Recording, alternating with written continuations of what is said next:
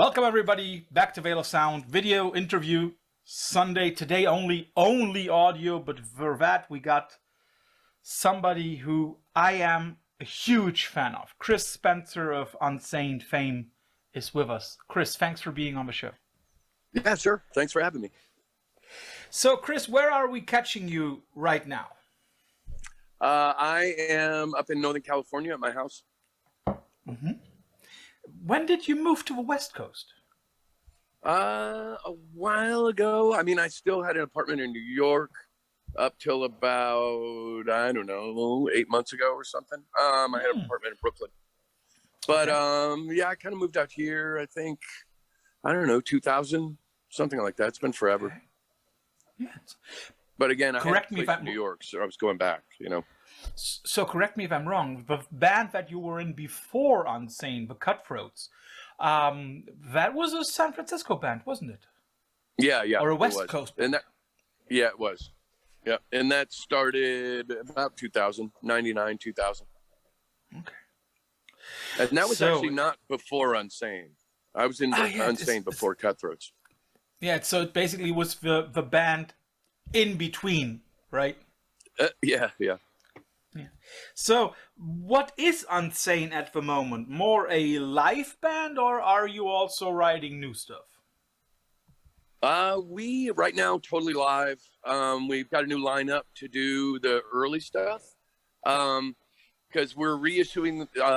My friend and manager Todd during COVID managed to get me all the rights to all my material back. So we started a label, Lamb Unlimited, and reissuing, you know, each record chronologically, starting out with the one that never came out. And now the self-titled one is coming out remastered by Andrew Snyder. So with me, Dave, and Vinny, we never actually did really the early stuff because Vinny's approach is just very different from the way Charlie had done it, you know, the way Charlie had played it. So then during COVID as well, I was like, well, shit, I was talking to my friend Cooper and John, and I was like, hey, you guys, do you want to give it a shot and let's do the early stuff? So it's John Sivitson, Eric Cooper, still three-piece, obviously. But yeah, and we're just really focusing on the early shit.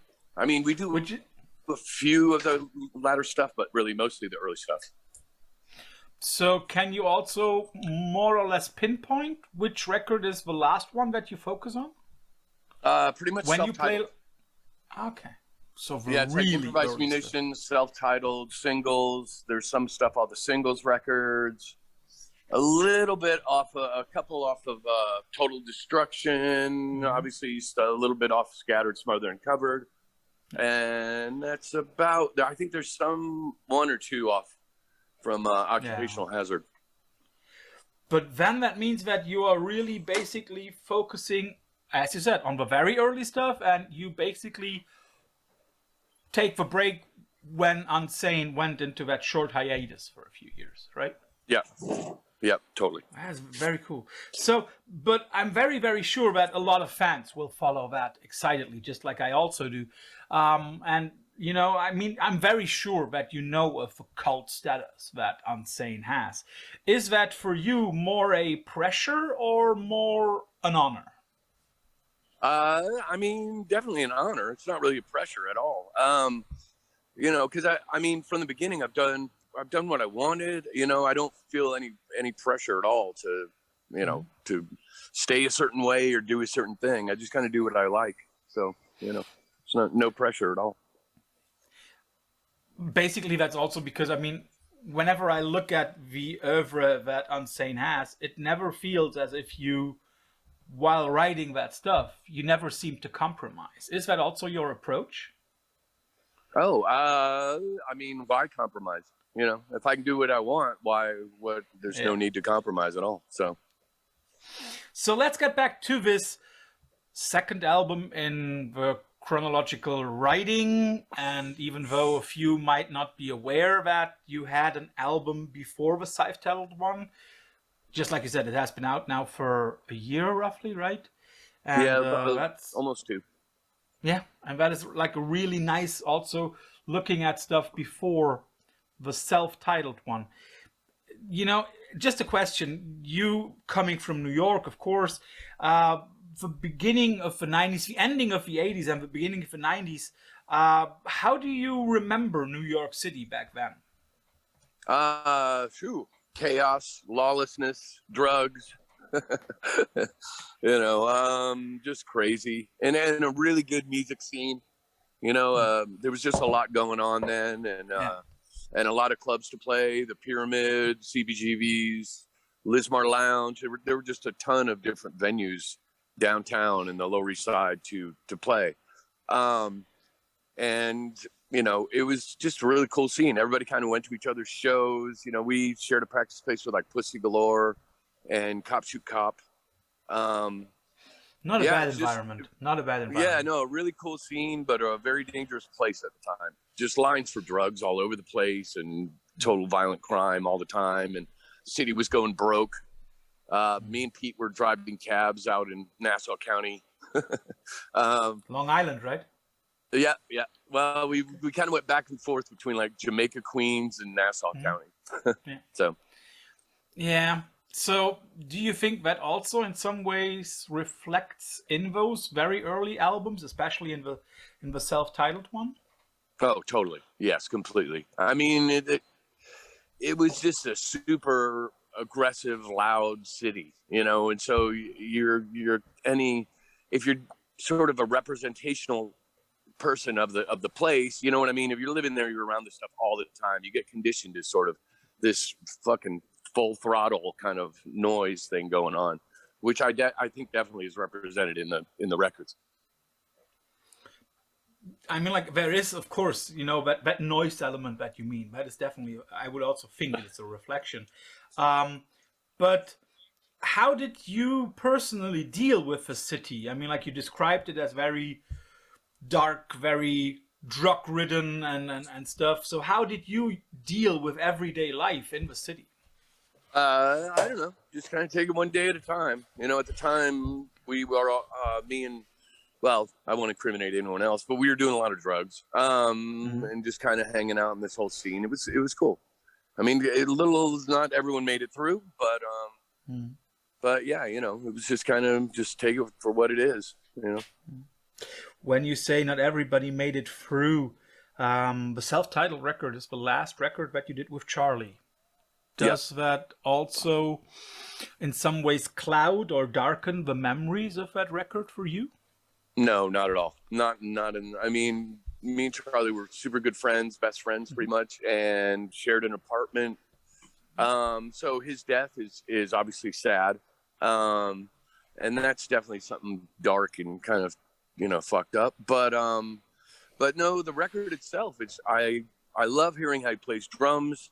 You know, I just think about the times that we had playing those songs forever, living in the van together, touring around the country. You know, it was a pretty cool time for us, despite his death. Mm-hmm.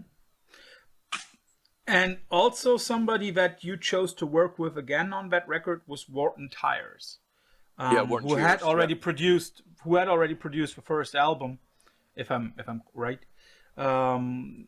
Was that recording with him, the second one, was that any different than the first one for you? Or was it just good buddies? We took a similar approach. A lot of it, we've always kind of done this. A lot of it's just kind of done live, you know, and then maybe a single overdub, you know. So, I mean, especially then at the time, we were touring so much and there was sort of weird tempo variations at times and stuff. So everything was just kind of throw us in a room, try and separate everything as much as you can, and just hit record, you know. So that was pretty much Wharton's style at that time. When you say you toured a lot, which I know for a fact was true, because I saw you in Atlanta in the 90s when I was there. Yeah. Which are there any particular shows that left a mark on you? Where you said like, okay, that was like a magic night, or that something like that happened there. I mean, there were some, like Phoebe's. Like, we started out at Phoebe's on Monday night audition night, and they would take notes and write in a book like how the bands were that night. So we got a good review, and then Lisa and Hilly gave us more shows and more shows, and we just played like Monday, then Tuesday opening, Wednesday, Thursday opening. Then eventually we get like a Friday. It took forever, but we eventually get to Friday headlining, and then finally towards the end, right before they closed, we got to Monday headlining. That was the original audition night, but now we could actually fill the place up and headline that night. So it was pretty cool. That was a really good one. There was one where Pete got bonked in the head with a beer mug in Des Moines, Iowa. That was another kind of crazy one, bleeding and all kinds of crap. The G.G. Allen approach. There was some show. There was, yeah. No, he was pretty upset. But and then there were some shows at like Jabberjaw that were really good in L.A. that were cool. Yeah. Where else? I don't know. You know, the Earl in Atlanta was kind of a cool place for a while. Yeah, I don't know. That's about it. Minneapolis, obviously, because we go hang out with the AMRAP guys. Yeah, which is interesting, you know, like whenever people think about Minneapolis, they always think of like picket white fences and perfection. And then you get that scene, which is like, man, vibrant as fuck, right? Yeah, totally. Yeah. So you talk a lot about CBGBs, and of course, you know, the club plays a big role in a lot of bands. Do you remember seeing any band there where you were like, oh man, that band is going to go far? Or any particular show that you saw there? Oh, I mean, I don't know. I was there all the time. My friends worked there and stuff, did the door and were sound guys there and stuff. Yeah. So we just kind of hung out there a ton, you know. If we had nothing to do, I'd just go by CBs and see what's going on. But I mean, I'm trying to think. I mean, you know, there are really some really good shows. Puss Galore, Cops Who Cop are kind of our local types, you know. Yeah, no, I am trying to think. I don't really think that I saw anybody that rose to some sort of, you know, fame that that was unusual out of there, because I kind of missed the whole Blondie, Ramones, you know, period. Yeah, because, you know, the mid 70s. Yeah. Like, so we were in way after that, you know. Of course. But also, I mean, like, there were a lot of New York bands, like from the late 80s, early 90s, just like yourselves, who made a huge mark on music. And there is also something that I very often recognize about, not like the youthcore bands, but like the other, a little harder bands, like your band yourself. There was still a little bit of a different groove to them. Is that something that I just noticed, or was there? I always have the feeling that there was a special New York groove. Huh. I don't know. I mean, I don't think we sound like any of the other bands that were around when we were, you know what I mean, coming out of New York. Maybe, you know, there was Cops Who Cop sounded totally different.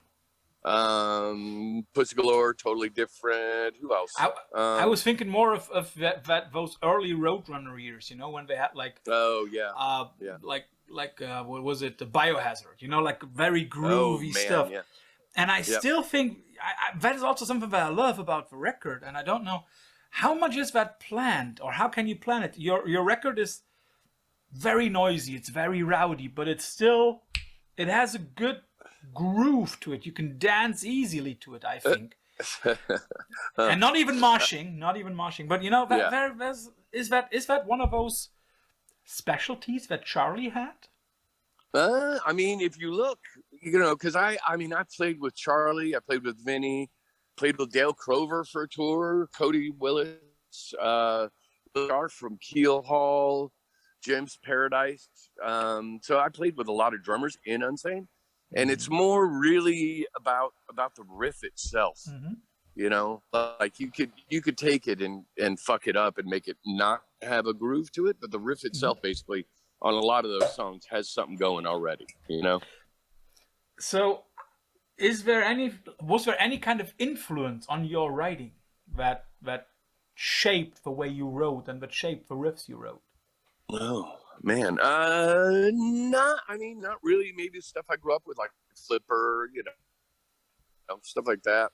Velvet Underground, you know, I don't know. There's of shit. Stooges, you know, there's kind of a ton of different bands that have been sort of, you know, influential, I guess. Yeah. So I don't know. There's nobody in particular.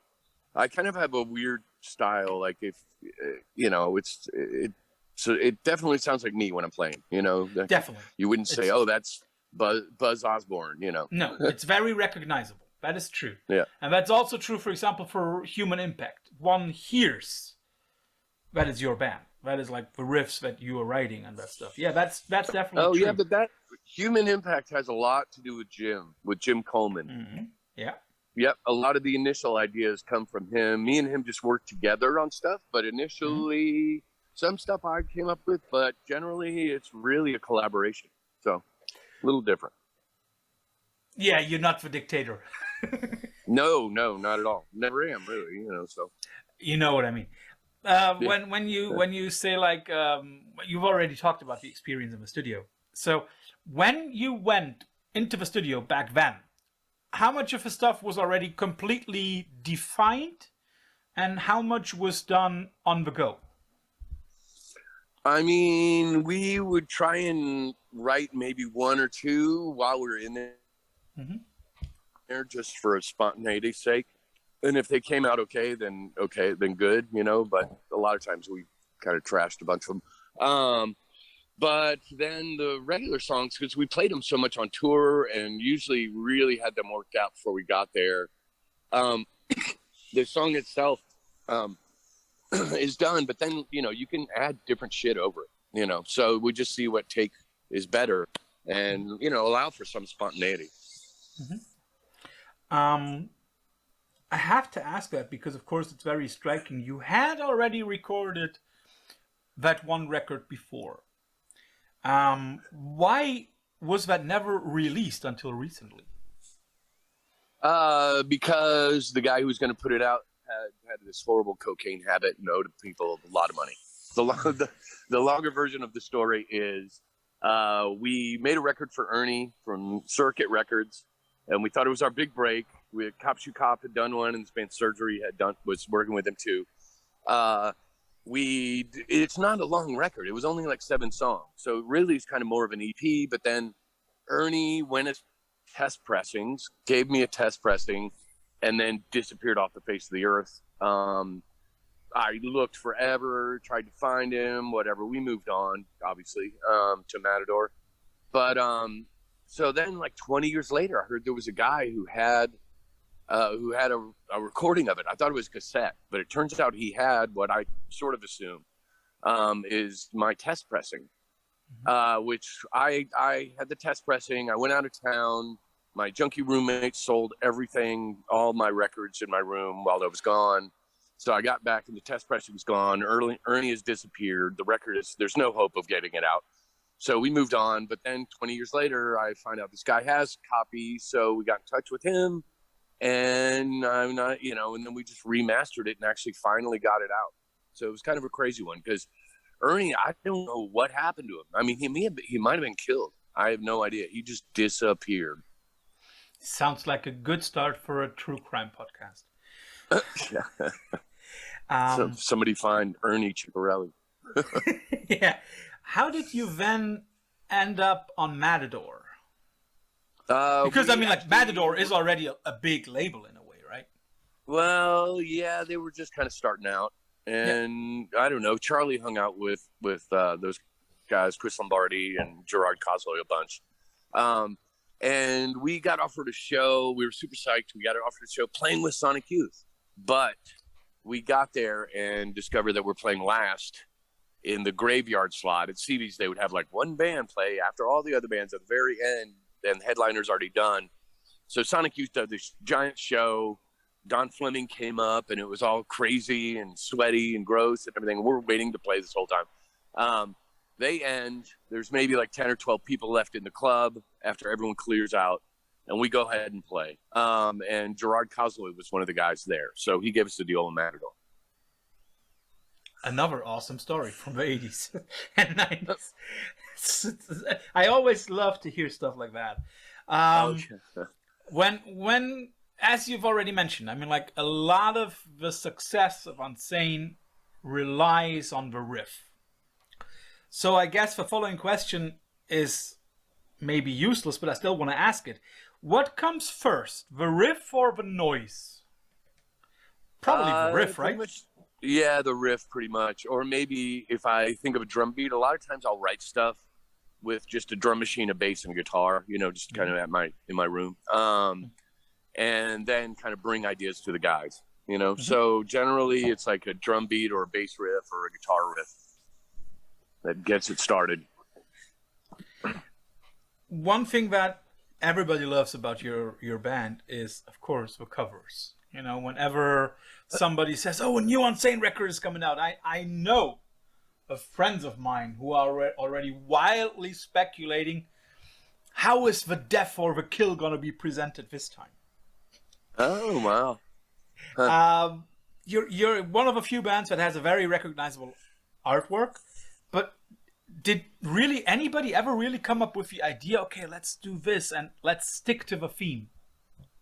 Yeah, that was really me and Pete when we first started out. We just wanted to do like sort of crime scene, horror-based covers. And we sort of just really made that like how we wanted to approach our artwork and be consistent, you know? So that was way from the very beginning. And of course I have to ask that. How many of those pictures are real crime scenes? Because some of them look so real that they could be crime scene pictures. Are any of them real crime scenes? Well, the self-titled that was a photograph. Pete had a friend who worked for the police department in New York, doing photography, taking pictures of stuff, and the guy had given Pete that picture. So goodness gracious. Okay. I know. So Pete really wanted to use that one. Scattered, Smothered, Covered is actually it's like from a Mexican death mag. Okay. So that one's real. Those are really the only two.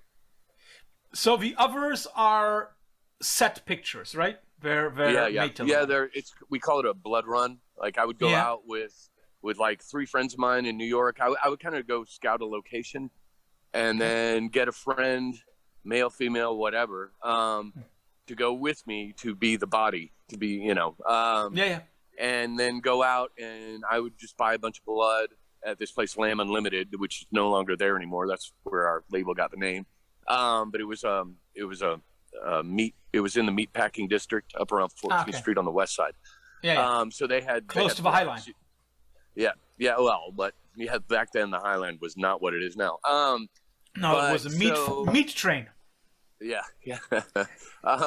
But so I would just buy gallons of blood and then set up a situation, and then my friends, James Rexroad, really being one of the key guys, would take pictures real quick because we had to get out of there before the cops showed up or before anyone noticed what we were doing. So we just kind of do this hit and run where we, you know, set up the scene. I'll let James know, you know, kind of what I'm thinking framing wise. And then we just take as many pictures as we can get while we're there and get the hell out of there real quick. So some of those pictures, unlike the self-titled one doesn't show a weapon or anything, but some of those hint at, let's say, the weapons having been used in that murder scene. Oh yeah. Is that also something that you set up? Yeah, of course. Yes. And now it's interesting that the self-titled one is like actual police footage. That is like, it makes it even creepier. Yeah, it does. I mean, like, one hears very clearly that you have a certain kind of fascination for horror movies or true crime or whatever we want to call that. Yeah. Was that also something that you used for Unsane? You know, for some of the tracks, for some of the lyrics?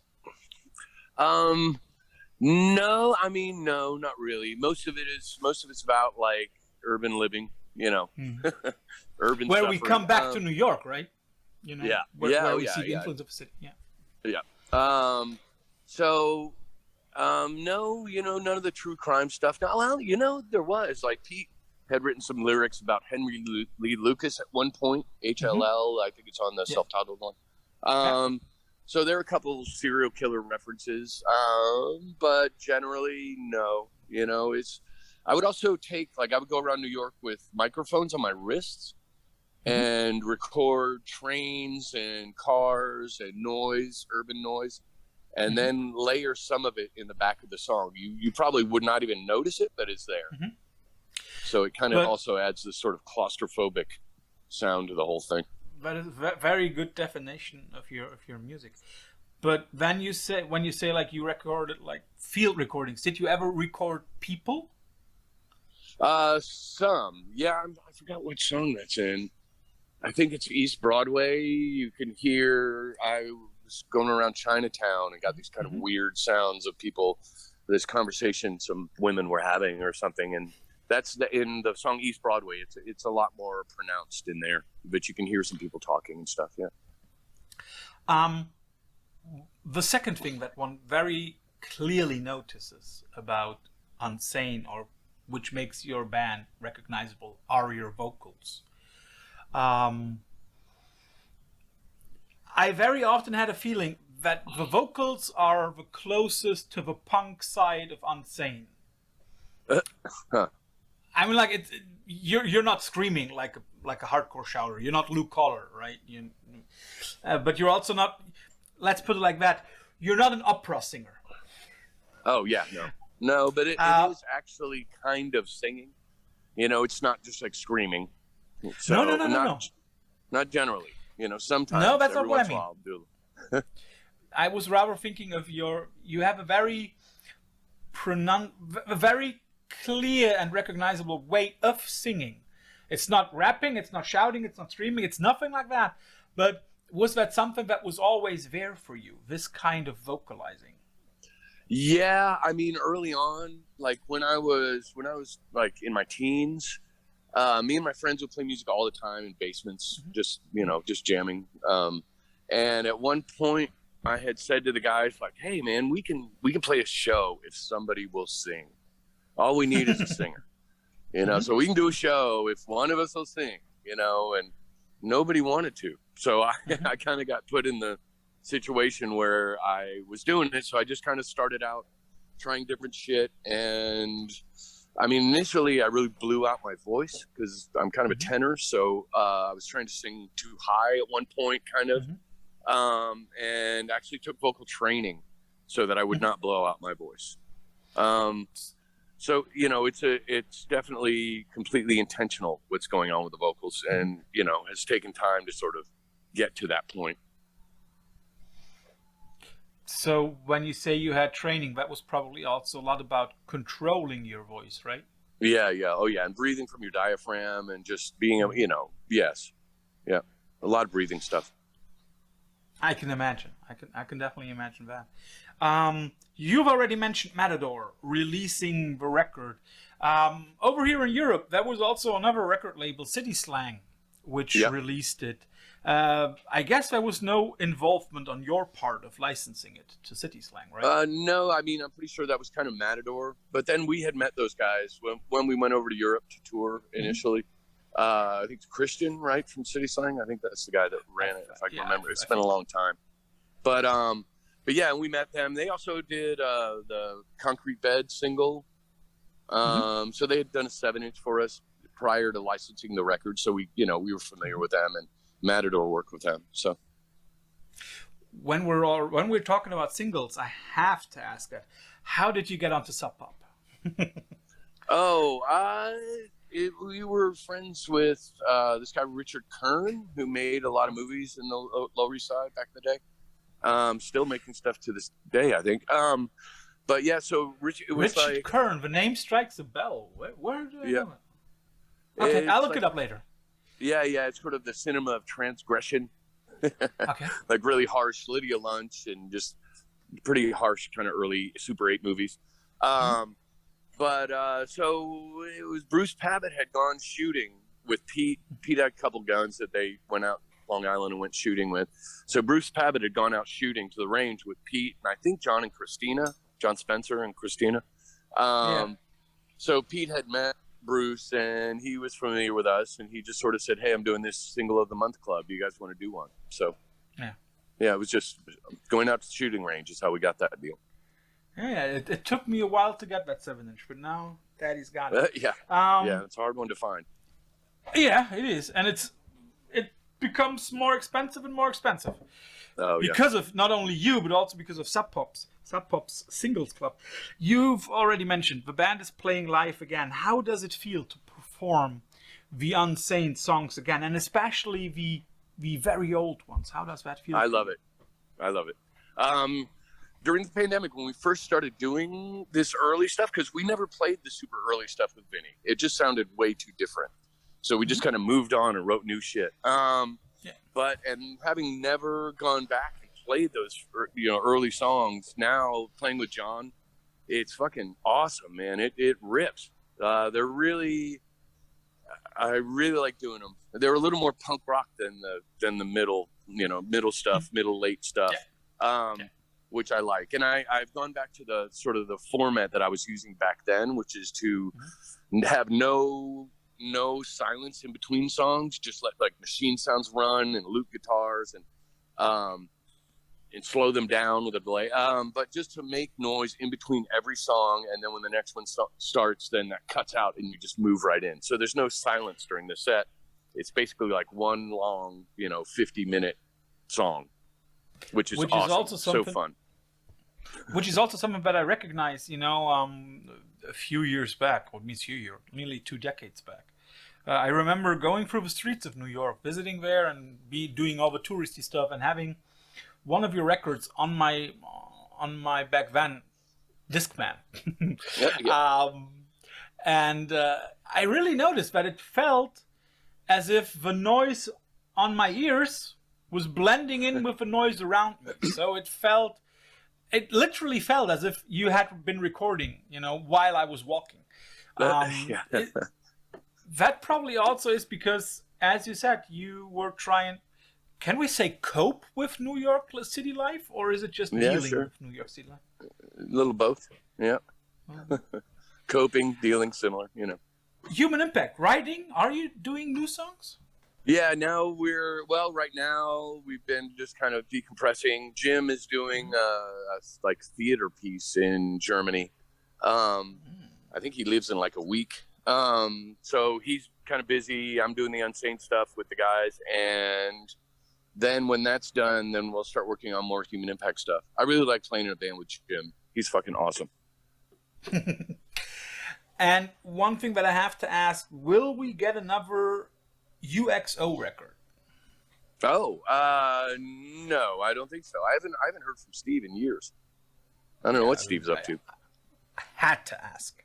Yeah. So the last part of the interview with us is always a quick fire round. You got 2 alternatives, and then choose. And if you want to give a short explanation for your choice, let's start off with something simple: Taxi Driver or Godfather?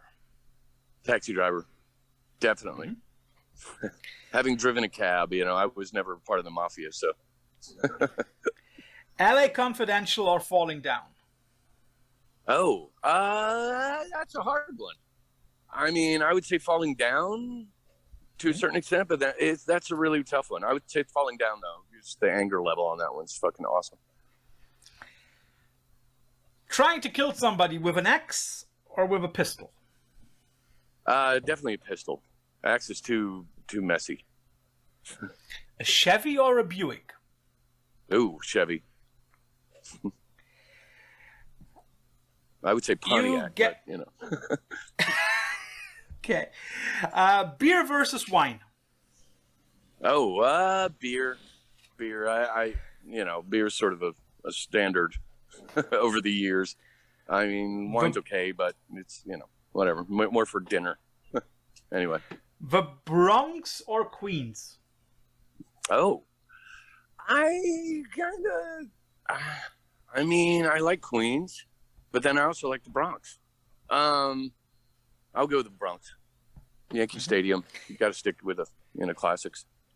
And also a great run at the moment. I still hope they do make the city proud once in a while. The Pyramid or St. Vitus? Oh, I mean, don't. Yeah. St. Vitus is awesome. But the pyramid in its day was really amazing. You know, there were so many great shows at the pyramid. So, but I love St. Vitus too. So it's just sort of a timing, you know, it's apples and oranges. Like which time period are you going to look at? You know what I mean? Because St. Vitus right now is sort of, to a certain extent, and I could almost say it's similar to like how the pyramid was or how CB's was or whatever. You know, St. Vitus is a real super standard place to play now, you know? Yeah, it feels as if, you know, when looking at people playing New York always is cool. That's what everybody says.